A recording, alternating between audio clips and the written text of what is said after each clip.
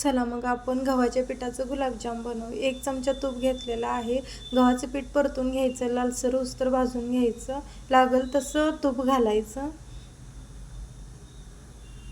भाजून घ्यायचं। तुम्ही एकदा नक्की करून बघा, खूप छान होते। लहान मुलांसाठी तर खूप छान आहे। नंतर प्लेटमध्ये काढून घ्यायचं, नंतर 1 चमचा तूप घालायचं, नंतर 1 चमचा रवा घालायचा, तो भाजून घ्यायचा छान। नंतर तो काढायचा, भाजल्यानंतर तो काढायचा।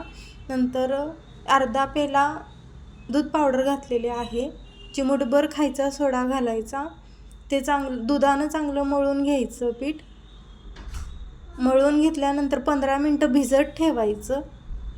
पीठ भिजल्यानंतर आपण गोळे तयार करायचे गुलाबजामचे। गोळे सगळे तयार झालेले आहेत आपले। नंतर तेलात तळून घ्यायचं। 1 पेला साखर घेतलं, 1-1.5 पेला पाणी घेतलेलं आहे। पाक तयार करायला ठेवूया, तोपर्यंत आपण गुलाबजाम तळून घेऊया।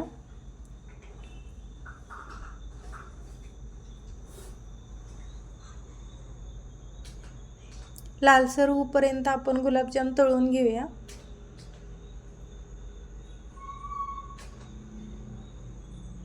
खूप छान होते।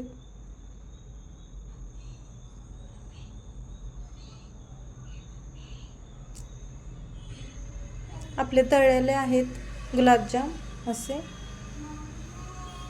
आपण काढून घेऊया। पाक उकळी आलेला आहे, आपला पाक तयार झालेला आहे।